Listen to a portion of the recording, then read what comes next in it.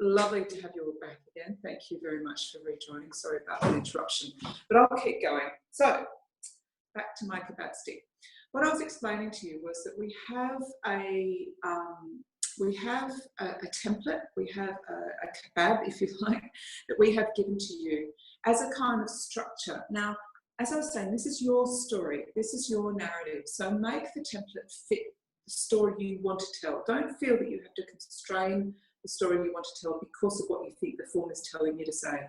We have kind of structured around what we think most average teachers at UNSW are doing, which is teaching courses, assessing students, those kinds of things.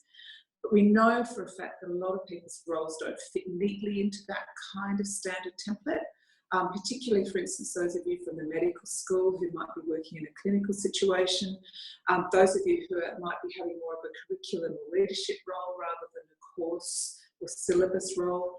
So make sure that you don't feel that the form is constraining you. Adapt and adjust what you put into the form to make sure that you're telling the story that you want to tell.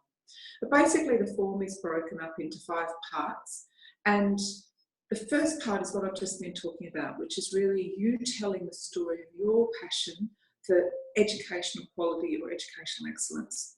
The second part is what contribution you make to UNSW teaching and learning through your delivery of teaching and learning. So this is obviously the courses you teach, the students you assess, the curriculum that you manage, those kinds of things. And of course, we've structured that part of the form in a very kind of, plug and chug way, put the information in. But some people are going to struggle to fill out some parts of that form. Just explain what your version of that part of the form is.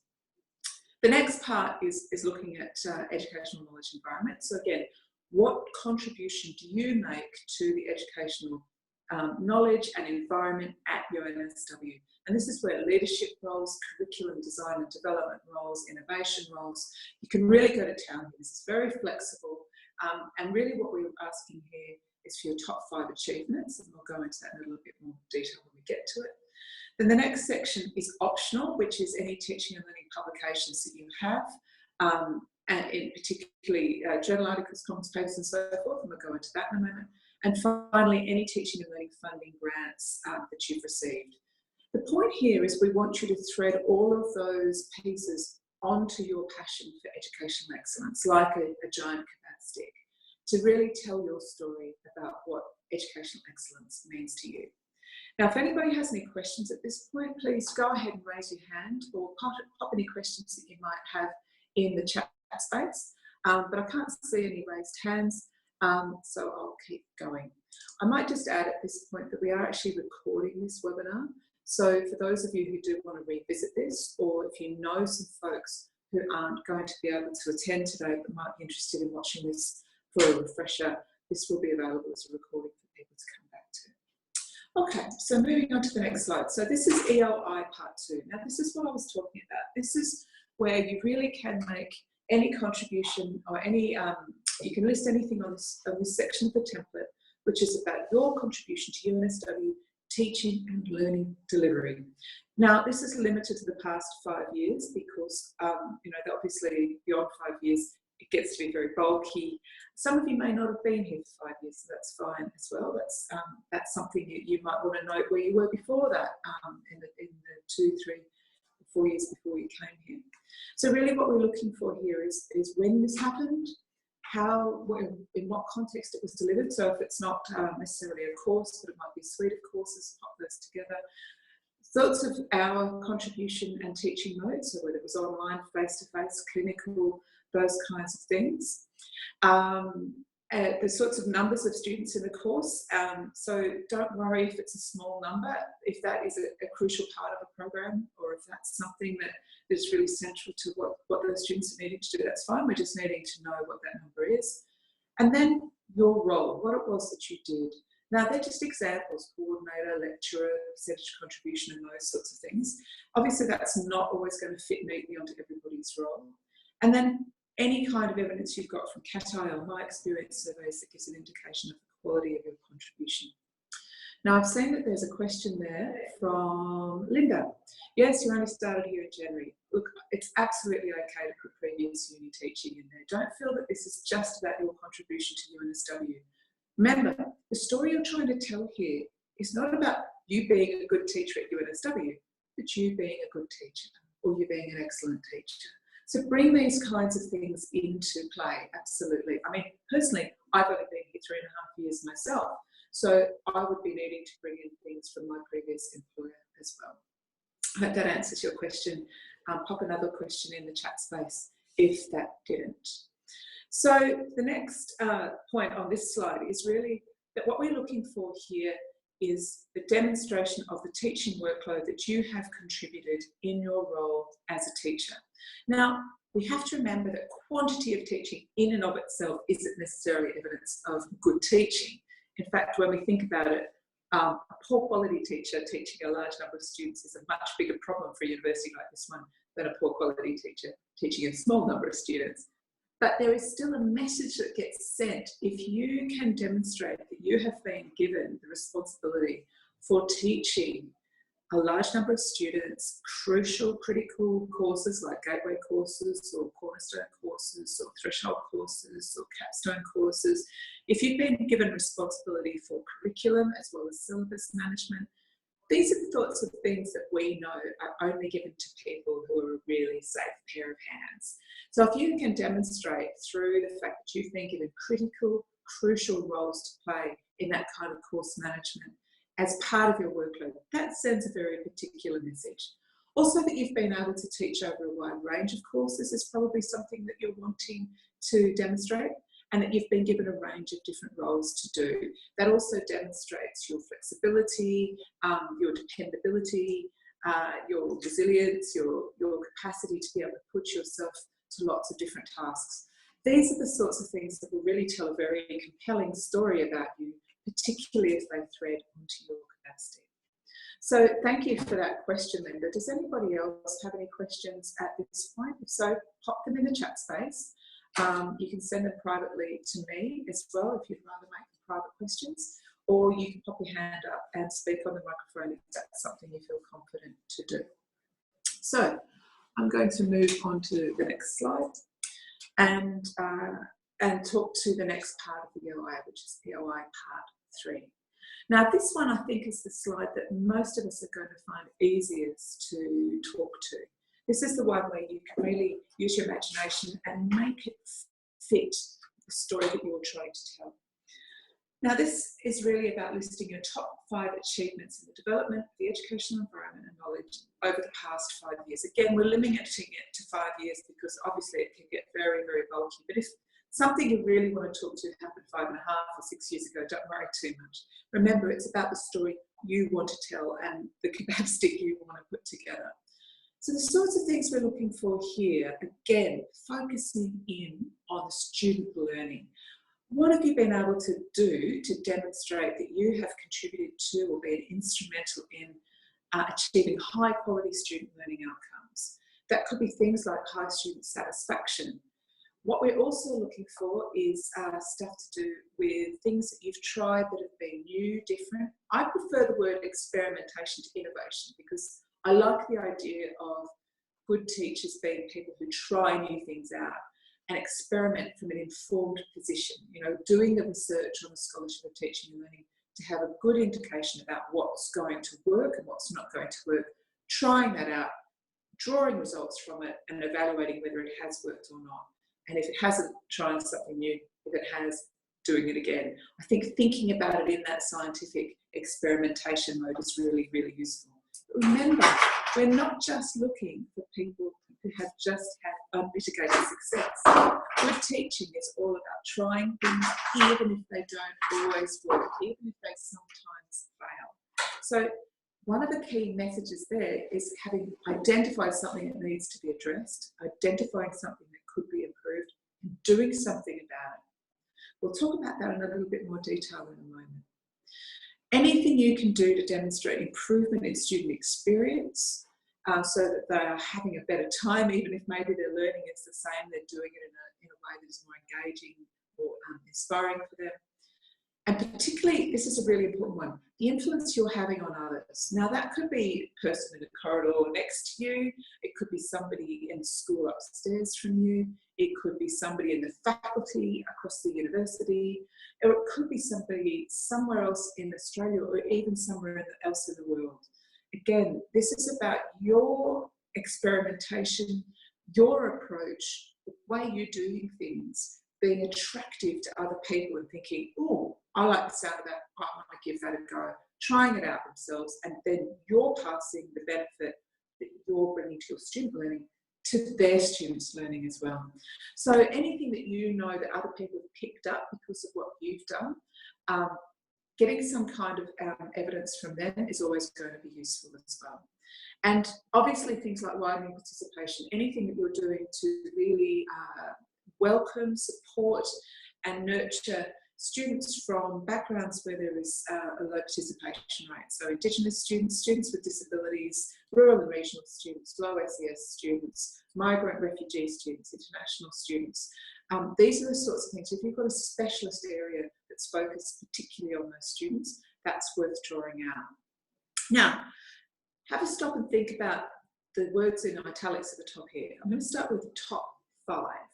A lot of the questions I'm being asked at the moment are about how fine-grained should those achievements be.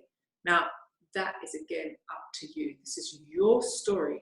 Don't worry about the form in dictating things to you. Have a think about, well, what are the top 5 things for me? What are the key headings? Obviously, the more you can nest under a very coarse-grained heading with dot points, the more compelling that story is going to be. So one of the strategies you might like to try when you approach EOI Part 3 is try using a mind mapping technique. I use a mind mapping tool myself that's rigidly hierarchical. It's called FreeMind, but you might just like to use a scrap piece of paper and really brainstorm what you think all of your achievements are. And think about how you could nest those under 5 headings. So to make sure that you're really pulling together everything that you want to tell in this section of the form that really contributes to your story, to your capacity. So thinking about things like curriculum and syllabus development. So syllabus development, obviously thinking about things like learning activities, assessment design, course management, and then curriculum is where we're pulling more than one course together into a sort of a sequence or a suite of coherent courses that feed into each other or work alongside each other. Also think about what you've done in terms of digital for blended and or online delivery. Think about things that you've done to build communities of practice and communities of learning, particularly for those of you who might be in remote locations, who might be wanting to bridge distances, those kinds of things.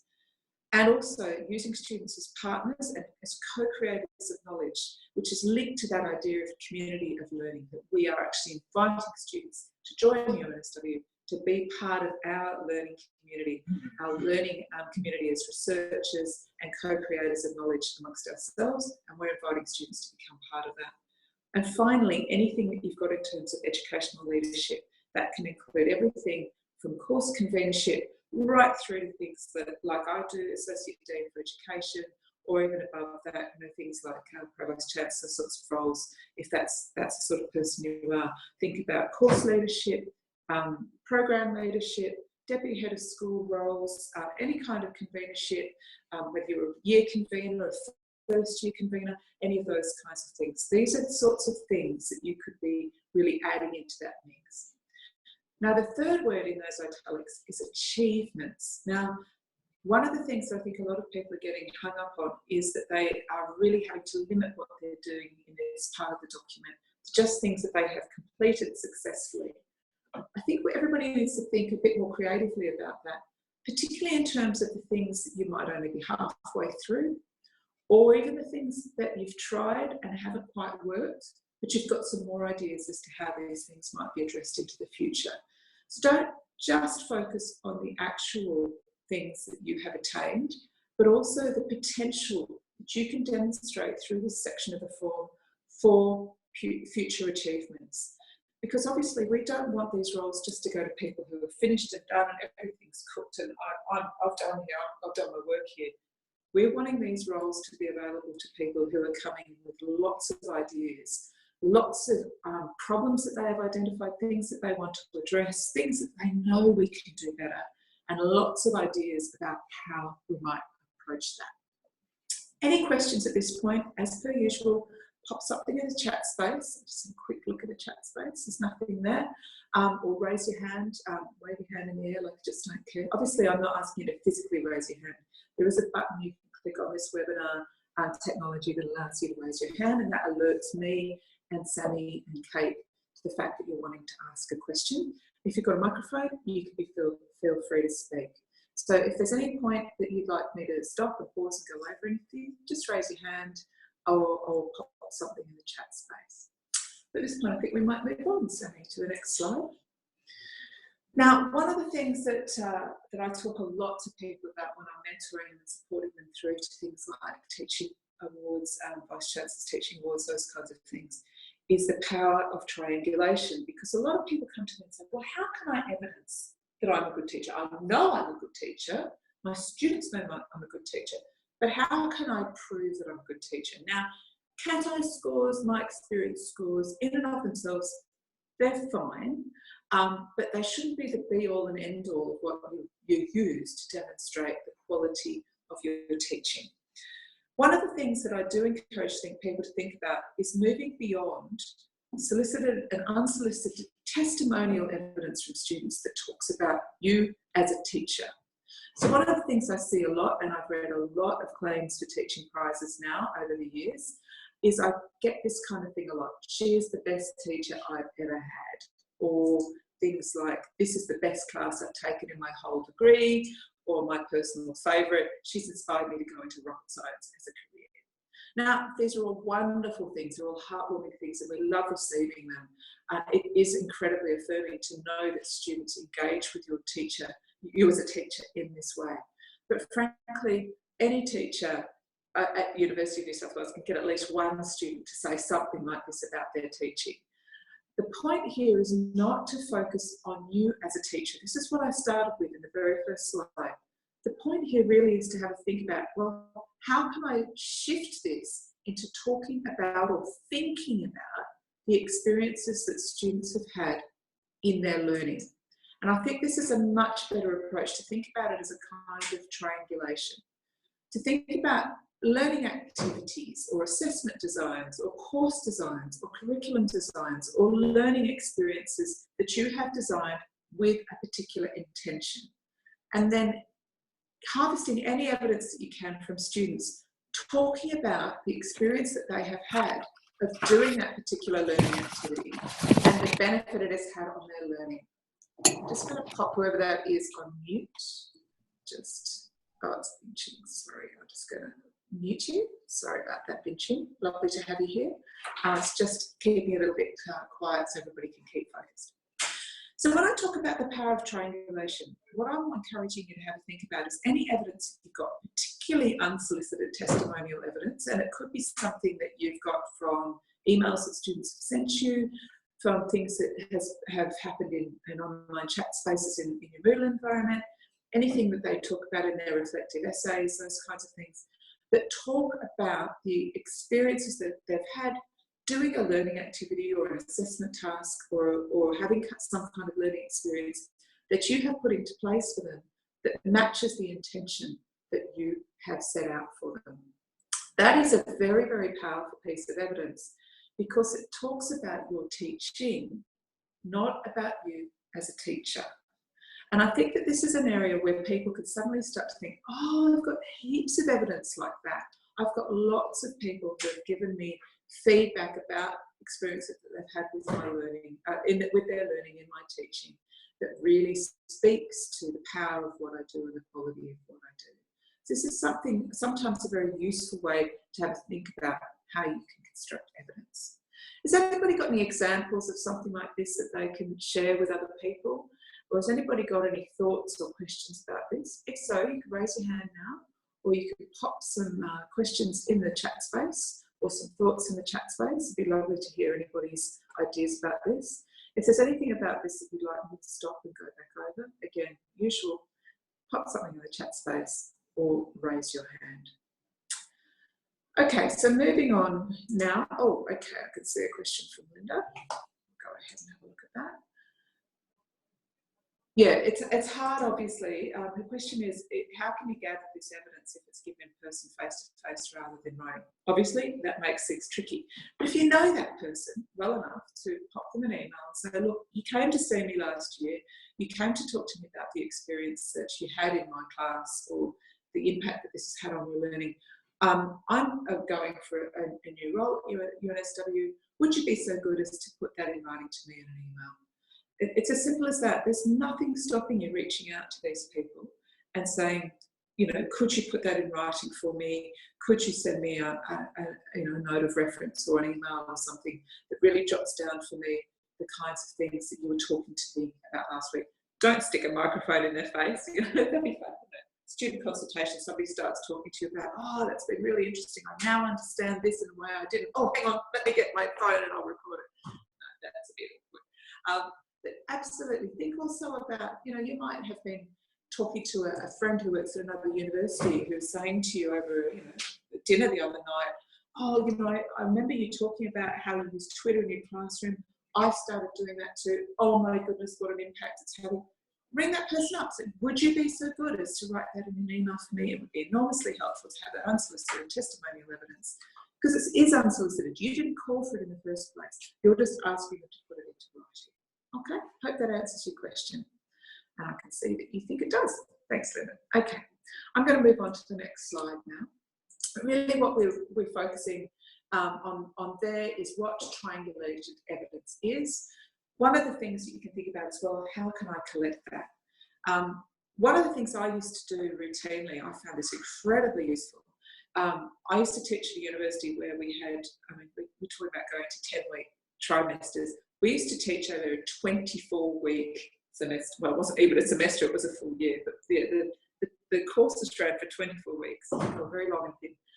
And at the halfway point, I used to stop and say to the students, right, we're halfway through the course now, let's have a stop and think where we were at the beginning of this year and where we are now. Let's have a think about the activities we've done, the learning experiences we've had, the assessment tasks we've undertaken.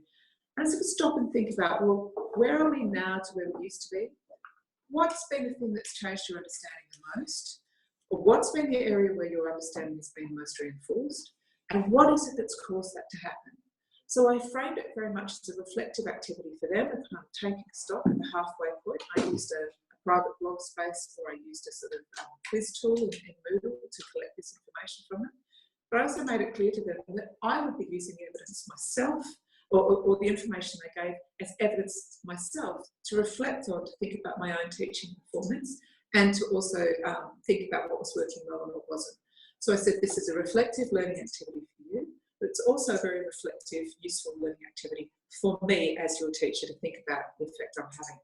That was a very valuable source of that information for me, but it also allowed me to confirm that what I was doing was working in the way that I had intended it to, or it wasn't working in the way that I intended it to. So I was able to gather that evidence, and I was able to use that in some of the claims that I've made for teaching prizes, promotions, those kinds of things over the years. You can also run focus groups with students. These are very legitimate things to do. If you could actually perhaps do a sort of dual role with one of your colleagues. I'll have a focus group with your students if you do a focus group with mine. Bring some of them together, record what they're saying, ask them focus questions about the experiences that they're having with their learning. These are all things you can certainly do. But also looking at student reflections and the feedback that they're giving you on their learning. These are all valuable places where you can collect this kind of triangulated evidence. Absolutely. That's a really great question, Jimmy. So I'll just get to that chat space, hopefully. Is evidence from faculty peer observations. That is gold, absolutely. If you have an informal peer observation relationship with colleagues, good for you, that's really fantastic. I know that's quite routine in some parts of the university. Absolutely, this is a fantastic opportunity for you to talk to your peers and also to observe your peers, but also for them to give you information about what they've seen, what they've observed as good quality teaching in your classroom. Another really fantastic thing is that if you know that you've got peers who are like teaching peers who are coming to you and saying, my students are always talking about what you're doing in your classroom, can I come and see what they're doing? That's another person you could speak to and say, look, could you come and let me know what you got from that, what you've done with it, those kinds of things. Really good question. Yeah, I've seen that question, Kate. Okay, so I might move on to the next slide if there are no further questions. Great questions so far, everybody. So when you're thinking about collecting this triangulated evidence, sorry, headphones are falling off. Remember, this is what I started with, focus on the benefit to student learning. So when you're thinking about the evidence you're collecting, remember to ask yourselves the questions, what enabled them to learn? Was it me as a teacher, but what I set up for them as a learning activity? So what did you do to make that happen? And then finally, this is the real closing the feedback loop. How did it affect you as a teacher? How did you plough back into your future practice the things you learned from the evidence that you were able to harvest from that experience? Remember, we're looking for good teachers here and excellent teachers here. And one of the key qualities of good and excellent teaching is that you're never satisfied. You're always wanting to improve. You're always wanting to plough your behaviours or your evidence back into what you do into the future to continue to make things better. Formal peer reviews, informed peer observations, as we've just been talking about, are both really great sources of evidence. Other teachers taking up and using your ideas. Anybody who's had any media interest, and can I say with some pride that my own research was on the front page of the Australian newspaper yesterday. So it's, sometimes the media, the higher education press picks up on things and wants to come and talk to you about things. That's really fantastic as well. And also just looking at student results and scores. Is there a marked improvement of a particular cohort across time because of something that you have done? Have you reduced an attrition rate? Have you reduced a failure rate? Have you improved a retention or a progression rate? Is there any evidence that you've got from graduate employers? Really think imaginatively about how you can inform this part of your form. Okay, finally, thinking about the different types of teaching and learning delivery evidence, thinking about things like, we've talked about syllabus and curriculum development, being given the responsibility to really reform, reshape, refresh a course is absolutely fantastic evidence. You're somebody who can be trusted with that work. But curriculum development is also a really important thing, where you've been able to take the responsibility of working with multiple courses, perhaps a minor, a stream, maybe even a whole program, and pulling that together into a coherent program of study. Teaching and learning innovation, I've talked about that a fair bit already, but be careful of claiming innovation if you can't be absolutely sure it's genuinely innovative. There's two risks you can take here. On the one hand, you could be saying, I'm the only person that's ever done this. I remember reading this once in a National Teaching Fellowship claim, somebody saying, I have discovered video conferencing. I'm the first person ever to use video conferencing for teaching and learning. And I sat there reading it thinking, hang on, we've all given up using video conferencing for teaching and learning because we've now moved on to technologies like webinars. So be careful of appearing to be actually behind the game because you think that what you're doing is new, but it's not. But also be careful of claiming innovation as a good in and of itself. I've often seen people say, oh, I've been very innovative because I've done this. And I think, well, you're the only person doing that because nobody else thinks it's a good idea to do it. So remember, this is my point about thinking in terms of experimentation, not just innovation. Any evidence, any scholarly research you've done, scholarship of teaching and learning that can evidence the points you're making, and of course, educational leadership are also very important things here as well. Might move on if there aren't any questions, that appear to be. Now, this is one of the things that I was talking about a little bit earlier, so I'm returning to it, is thinking about your achievements. Now, too many people, like when I've been talking to about these EOI forms, are thinking, oh, achievements have to be thinking of things that I've succeeded on and am finished. I think what we really need to have a think about is what does it mean to achieve good quality teaching or excellent teaching at a university. These also, remember, they need to thread onto your capacity, so they must reflect your passion and reference relevant experience for this education-focused roles. So one of the potential structures you could think about with your achievement is to have a think about, well, what was the problem? What's the situation that you've identified and you think, this isn't good enough. There's something that could be better here. We need to do a better job of helping these students address this particular challenge in their learning. Then what did you do? And then what was the result, outcome, or benefit? Now remember, we're not just looking for everything being an unmitigated success. I've had some very interesting conversations with people who said, there was this real problem. I tried this, it didn't work. So I tried that, it didn't work either. But now I'm going to try this, and I'm pretty confident this is going to get us further down the line. That's the sort of passion, that's the sort of commitment, always thinking about improvement, always thinking about making things better. So some example achievements might be things like, oh, hang on, where were we? Oh, we haven't got anything. Okay, so sorts of example achievements could be things like noticing that a lot of students are struggling with a particular assessment task. You know, they're passing very well on everything else, but on this particular assessment task, they're really struggling. So then doing some work on thinking about how we can improve that assessment task, perhaps flipping it around so that it is more about them bringing solutions to problems rather than you're asking them to answer a question, those kinds of things. Thinking about the authenticity of the workplace that they're going to go into. A really classic example of a problem that I've talked about in my own sense of achievement was I had a situation where a lot of students were really struggling to approach a particular threshold that they needed to cross, a sort of threshold learning moment that they needed to cross to be able to think differently about some fairly substantial social problems, well, not social problems, but socially constructed things such as gender and race.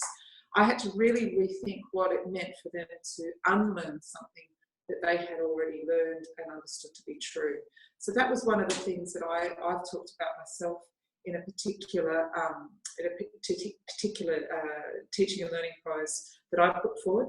Another thing that I often hear from people is that they're saying, I got to a point where I just realised lecturing wasn't working anymore. These students are not attuned to lecturing anymore like I was when I was an undergraduate student.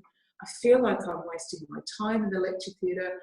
I feel like I'm forcing them to come and do something that is not engaging them. I needed to think differently about this. And this is where a lot of people come into flipped classrooms, thinking about how they can transform the time that they've got with students in that face-to-face environment to be about helping and supporting them to learn the content rather than just delivering the content. So there are a couple of quick examples of things that I know of that people have put into plans like this.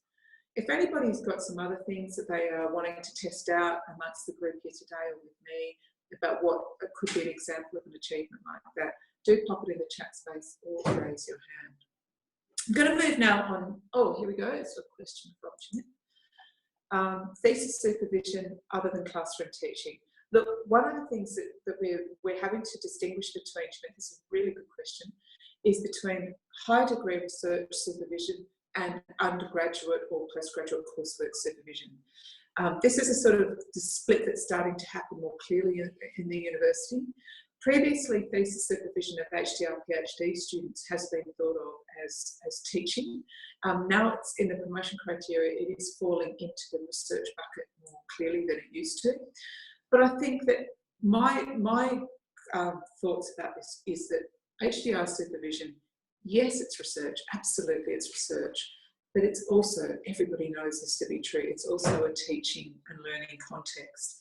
So absolutely, if you think that is crucial and relevant to the sorts of teaching that you do, then do put it in. Now I can see that what you're meaning here is undergraduate thesis, absolutely. Undergraduate HDR, undergraduate honours supervision, postgraduate supervisions, absolutely. That is gold, it is crucial to what you're talking about here. Again, if you've changed the way that happens, if you've seen that there's a particular problem with how it's been happening in your area and you've decided to approach it in a slightly different way, absolutely, that is exactly the sort of thing that you should be putting in here. Great question, Jeanette. I'm going to keep moving on. Again, if anybody has any questions, happy to return to some of these things. Now, EOI Part 4 is absolutely optional, but it is a fantastic place to shine if you do actually have publications, whether they're accepted and impress, or whether they're actually out there. But also have a think about books, book chapters, but also conference papers, particularly invited conference papers or keynote papers, those kinds of things. Put everything in there. Now, I've also had people think about putting textbooks in there. That's a really fantastic idea. People who have designed open educational resources that have been accepted and used by other people, that might be something that you want to put in here as well. It's really your opportunity to say that I have made this contribution to the scholarship of teaching and learning. But remember, one of the key things that we have designed into the promotion pathway for education-focused promotions is that you are not obliged to be a researcher in teaching and learning. You're not obliged to be a researcher in your discipline. You have the opportunity to pursue that as part of your career pathway, but you are not obliged to do that. So don't feel that if this is empty, that this is somehow a failure on your part. It's absolutely not. What you might want to do is put somewhere else in your document some ideas that you might have for teaching and learning scholarship into the future, if that's the way you want to go. But if scholarship of teaching and learning is not your thing, if research is not your thing, don't worry about it. But if you have got something, do pop that into that section of the form. Any questions? As usual, raise your hand or pop something in the chat space. And I think we'll move on to the next slide. And again, this is a very similar kind of deal, teaching and learning funding. Again, this one is optional. And don't worry if what you have is just internal funding from the school. It doesn't matter. It's really about any grant funding that you've had to develop something that's been awarded and or completed. So anything from school teaching and learning funding right up to things like Office of Learning and Teaching grants, or any kind of external consultancy that you've done if another university or a school has asked you for any help on anything, invited you to come and talk to students. Anybody from universities around the world who's asked for anything, that's all absolutely fantastic evidence. So go to town on that one. Pending applications, I think, yeah, what we're really looking for is that you've been awarded them or they've completed. I mean, if you feel that it's appropriate to put the CEF grant application in there, that you've put the grant application together, go for it. I think it's probably, as you probably expect, more compelling to say that this is actually something that's been awarded. I mean, that's your call. Again, Phil, this is your story. It's the story you want to tell. If the message you want to send to the person who's going to be reading this is that you've got an idea for a project and you've put a grant application together, if that's the message you want to send, by all means do put that into this section of the form. Great question, Phil. Okay, I'm going to keep going if that's okay with everybody. So this is bringing it all together. We've talked about EOI Part 2, which is your teaching and learning delivery. Remember, structure that part of the template to be about your particular circumstance and your particular responsibility as a teacher at UNSW. Don't forget that you can also bring in evidence from previous employment, particularly if you haven't been here very long. That's certainly something that you can bring in. What you're trying to tell here is that you are an effective teacher, you deliver good quality teaching and learning, and you can do it in lots of different ways, in lots of different contexts. You're a safe pair of hands, you're a good and reliable teacher. Second section that we looked at was EOI Part 3, that's educational knowledge and environment. This is where you can really fill your boots. This is where you can really mould it and shape it to the story you want to tell. What are the top 5 headings that you want to nest other things under? So do spend a bit of time working on this and nesting things under different headings. Don't feel you have to write a novel about this. Don't feel you have to give lots and lots of information. Dot points are absolutely fine here. Make them really, really clear and just sort of state your achievements and make that really clear in very simple dot point sentences. But also don't feel you have to constrain yourself either. You know, really make this part of the form your section where you really start to flesh out that story that you want to tell. My experience of talking to people about this EOI form is that this is the largest section of the largest cube of tofu, if you like, that's going on people's kebab sticks. This is the area where a lot of people are focusing a lot of their attention, and rightly so. It's a great opportunity for you to really shout from the rooftops about how fantastic you are. I mean, one of the other things that I've had anecdotally talking to lots of people about this process over the university over the last year or so is just how unnatural it is for teachers to shout their excellence from the rooftops. Teachers tend to be quite humble and quiet about our achievements, whereas researchers tend to be a little bit in the opposite. And, you know, it's little wonder the researchers are the ones that tend to be splashed across the front page of the newspaper or the front page of the website. This is your opportunity to really shout about yourself. This is not the moment to be coy. This is not the moment to hide your light under a bushel. Be bold, be confident, be proud of what you do, and be proud of the contribution that your contribution to education, knowledge and environment at UNSW has brought to the university. So be proud, be confident, and talk about your achievements there with confidence. EOI Part 4 is really about your teaching and learning publications. Remember, you know, think through all of the things that you might be able to put onto that bucket. And finally, EOI Part 5 is teaching and learning funding. It's up to you if you want to put grant applications in, even if they have been unsuccessful. This is your story. You tell the story you want to. But the real thing here is now to bring this all back together, to have a think about your passion for educational excellence and how we pull that all into a coherent whole. So, one of the things that this is really where you can really go down and really pull it together. This is where you can briefly outline, and we suggest about a page, why you are passionate about the quality of education and delivering a distinctive educational experience to UNSW students. So think about how you can showcase your passion for teaching in a relevant way and what types of experiences you can include to really flesh out that story that you're trying to tell. So if you like, this first section of the form you should probably write first and last. So write your kebab stick to get yourself going, to think about, well, how am I going to thread everything onto that? But then come back to this at the end to really bring it all together and to use the other sections of the form to sort of flesh out the evidence that then really structures what it is that you're trying to say here. So here's some example sentences you might like to crib. At my core, I'm a good teacher because of what I've done. And this has affected the learning of my students through this evidence.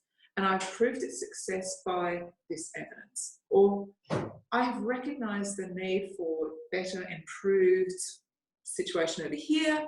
This has benefited the learning of my students by them having this happen to them. And my aspiration is now to improve this further by doing this with the following anticipated results. These are the kinds of structures of sentences that you can put into this first section of the form. Any thoughts on this one? Inviting any contributions or questions? Again, raise your hand if you're brave enough to speak on the microphone, and I'll turn the microphone over to you. Otherwise, you can pop any thoughts into the chat space. So I think we might move on to the next slide, if that's okay.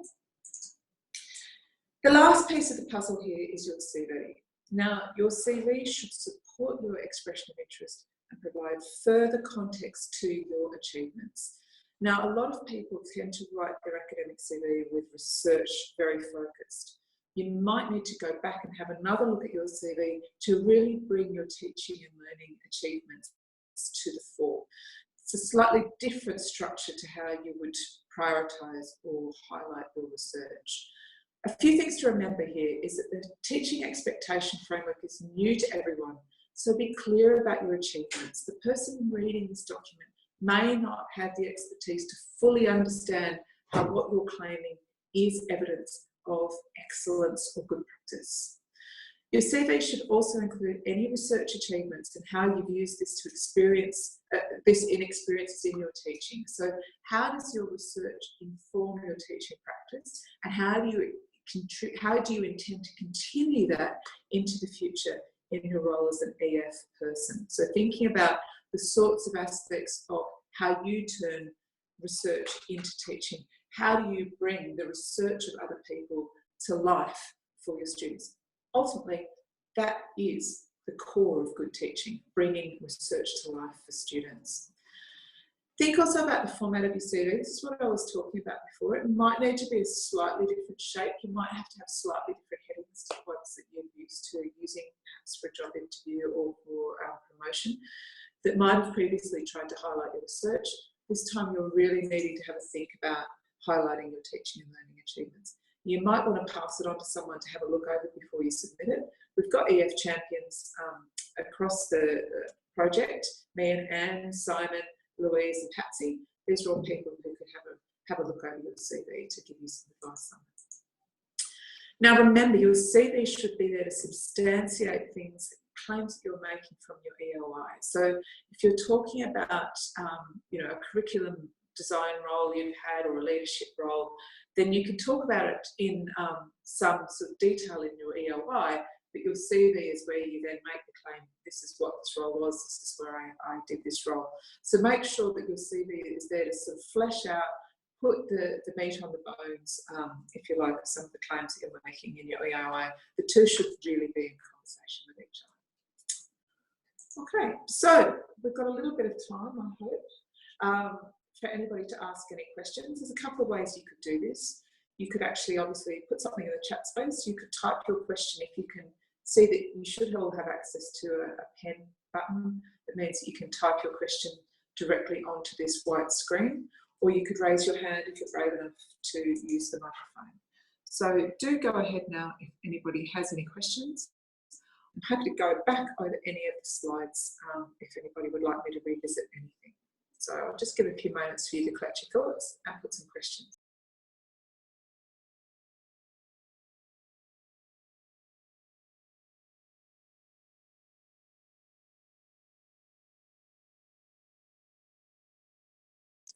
Absolutely, Linda. Very happy to email the slides to you. And just a reminder, we have recorded this session so that you can go back over the recording at any time.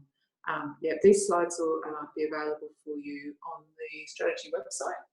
We'll probably email the link to you as well. Any other questions?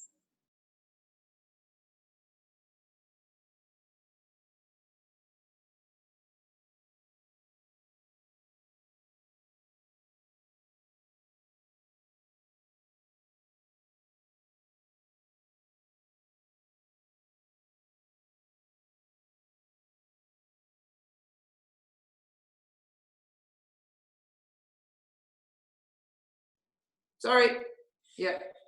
Thank you for telling me I was muted. Absolutely, Nirmani. That's a really great question. You don't have to be the chief investigator or the lead investigator on a grant. If you're a part of a project team, that is fantastic evidence. At the moment, I'm part of an Office of Learning and Teaching grant. It's being led out of Uni SA, but I'm a very proud member of that team and a very active participant in it.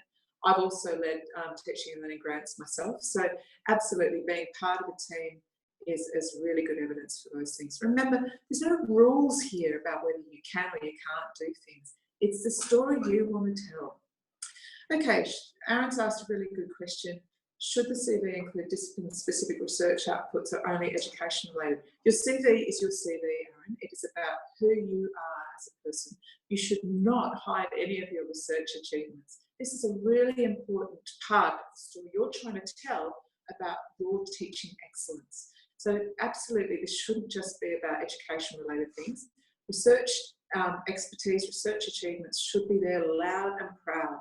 The point here is about rethinking your CV so you're bringing the educational things to the surface in the way that you may not have done for previous kinds of roles. I hope that answers your question, Aaron. So this is from somebody whose name isn't shared. Still undecided about whether or not to apply for EF. The official account of what's involved, prospects for promotion, are very appealing and fits with things I'd like to do with my career. Unofficially, however, been advised by several people, some in senior roles, that this is really just a way to dampen on researchers and that prospects for promotion are poor, plus it would be very difficult to switch. Now, I'm hearing this a lot from people myself. It's absolutely natural and normal that people feel a little bit hesitant, perhaps wary of this new opportunity that's being made available to people. And there's all sorts of messages coming out. There's been some things in the conversation. There's been things in the paper. And even the union have been sending out some things that have, justifiably been asking people to take a very, very careful approach to this. I'm a union member myself, and I would recommend that you think through this very, very carefully. It's not going to be right for everybody. But there's a couple of crucial things that I think everybody needs to be confident about. These roles have been tried by universities in the past, and there's some evidence that they haven't worked well in other universities in the past. And that's because substantive aspects of the university, particularly to do with promotion, reward and recognition, remained unchanged. It was still a de facto research institution or a research opportunity. There have been some really substantial things that have changed here at UNSW, and we have approached the design of this role and the model and the promotion opportunities that are available to people very, very carefully to learn from the experiences of other universities where it hasn't succeeded. One of the key things we have done is we have changed the promotion criteria. I was talking to the Vice-Chancellor about this only yesterday morning with all of the DVCs, PDCs and all of the deans. And one of the things that really has changed is that the promotion criteria is new, it's live. You are now able to move your way up through the promotion criteria without undertaking any research if you can demonstrate good quality and excellent teaching and learning and contributing to the excellence of teaching and learning environment at UNSW. That is a substantive change that has been made to the promotion criteria. That's real, it's official, and it's out there and currently being used. This is not about people who are underperforming in research and are not good teachers. This is for people who are in and of themselves good teachers who no longer want to focus for a period of time, a defined period of time, on their disciplinary research and want to focus instead on teaching and learning. And one of the things that you might want to have to think about is my own career path, which for those of you who don't know me, I'm an associate professor here at UNSW, very, very proud of that fact. But as an associate professor, I have never actually gone through promotion, except when I moved from level A to level B a long, long time ago. The way that I have been promoted to associate professor is because I've got to the top of the promotion ceiling of the institution I've been at, but then haven't been able to make it over that ceiling because of my research. But I have been recruited by other universities because what they wanted was my teaching and learning expertise and then my teaching and learning leadership. For people who are great teachers but might not be at that same level of research, the only way up is out. Now, that is not the situation we want at UNSW. We don't want to be leaking our best teachers. We wanted to encourage them to stay, and by encouraging them to stay, what we're really meaning is to reward and recognise teaching excellence through promotion and through other kinds of esteem factors and through other kinds of resources and support. We've already had really successful outcomes in promotion. Richard Buckland, Gary Velan are both very well-known professors here at UNSW, and a lot of the aspects of why they've been promoted to those professorial roles is because of the contribution, not just the contribution, but because of their contribution that they've made to the teaching and learning environment here at UNSW. This is real, it's happening, and that promotion pathway has been designed specifically to encourage those really excellent teachers to stay here at UNSW. We know that other universities are actively headhunting our good teachers at the moment, and we don't want that to happen. We don't want to leak our best teachers. So I can understand why this might feel a little bit daunting for some people. The Vice-Chancellor is really, really keen to make it clear to this first cohort of people that come across in this first tranche that there will be extra support and extra resource invested in this group of people to really get this promotion process going and to galvanise this group of people together into a really strong community of practice. He's very keen to make this succeed. So I hope that alleviates your concerns. Aaron's question: can one contribute to the educational excellence without resorting to the EF role? Can that contribution be recognised? Absolutely. There is nothing forcing you into this EF role. Nobody's been forced into it. And of course, if you continue on in a teaching and research role, you can still contribute to the excellence at UNSW. And of course, you can still go up the promotion pathway that way. The problem is that if you remain in a teaching and research role, you're limited in how much of your workload you are able to contribute to getting the runs on the board that you need to succeed in that promotion. By moving into this role, you can contribute all of your workforce contribution to education achievements. You are genuinely education focused. One of the things that we know about people who are in teaching and research roles, it's absolutely fantastic, but research is getting harder. There are fewer and fewer research grants out there, and they're getting more and more competitive. Maintaining the kind of quality of research that you need to in this environment is getting harder and harder, and the research quality bar is being raised here at UNSW as part of the new performance requirements here at UNSW. At the same time, teaching's getting harder too. The students are becoming quite different in the sorts of expectations that they have. And frankly, I think a lot of people who are trying to maintain excellence in both teaching and research are exhausted. This is an opportunity for you to move into this role and put all of your focus into that one area and not wear yourself out anymore. So I'm hoping that's answered your question. No worries about apology, Anna. Lovely to have you here. And it will be available as a recording, and of course we will distribute the slides to you as well. Lovely to have you all here. Please feel free to leave at any point if you need to help do something else. But do continue to stay here and chat to us. Farewell, Anna. Lovely to see you. Thank you. Any other questions, anybody? It's a pleasure, Linda. Thanks for joining us. It's been really lovely to have you here. Thanks, Vinchin. Lovely to see you. See you soon. Bye, everybody. I can see everybody's leaving. Do stick around if you want to ask me any questions. Oh, claps. Thank you. My pleasure, Namani. Thank you for your questions.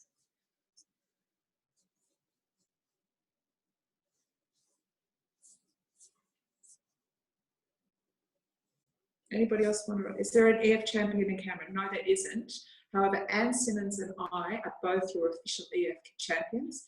So you can reach out to either of us directly. Give us a ring or email us. We can certainly set up Skype calls. I believe Anne's going to be in Canberra again soon.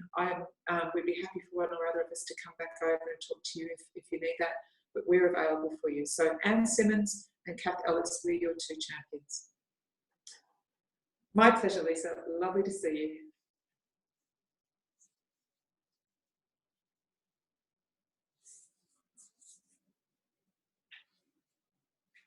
Any other questions, anybody?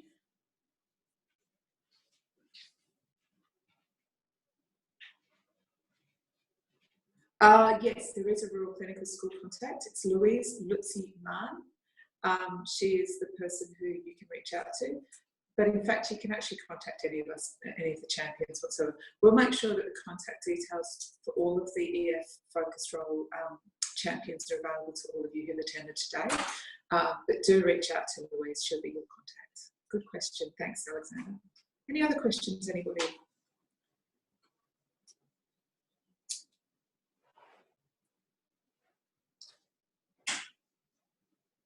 No problem, Phil. Thanks for joining us. Thanks, Alexander. Really lovely to see you here. Do reach out to us if you've got any more questions.